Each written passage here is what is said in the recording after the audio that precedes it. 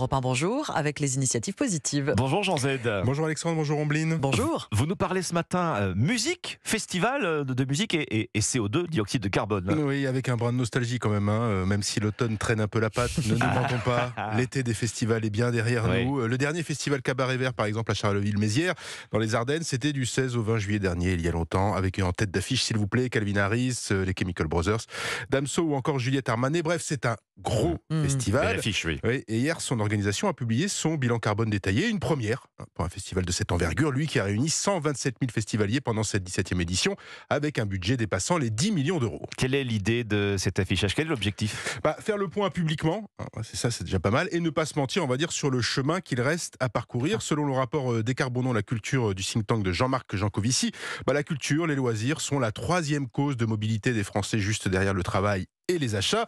Et la première cause de ces émissions de CO2, dans le cas d'un festival comme le Cabaret Vert, je vous le donne en mille, ce sont les transports. Les transports, oui, bien sûr. Notamment des festivaliers. Plus de la moitié des émissions de gaz à effet de serre au global, car pour atteindre le site de l'événement en pleine campagne, la voiture reste le moyen utilisé par plus des 3/4 des festivaliers. Alors plus de 50%, c'est beaucoup plus que la moyenne des festivals en France, qui est de 40%. L'éloignement explique cela. Et du côté des artistes, c'est l'avion. Oui, l'avion qui fait gonfler l'addition.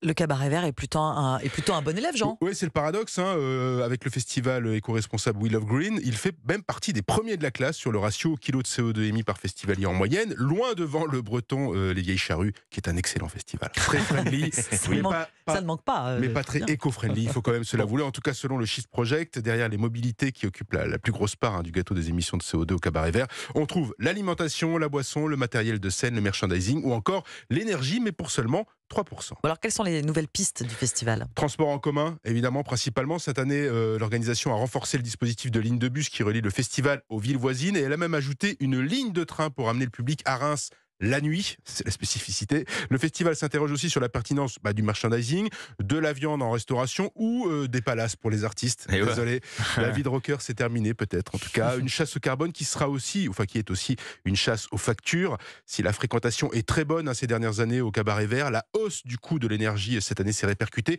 sur les prestataires avec des hausses de factures de 10 à 15%. Écologie rime ici, comme ailleurs, avec économie. Le ratio kilo de CO2 émis par festivalier.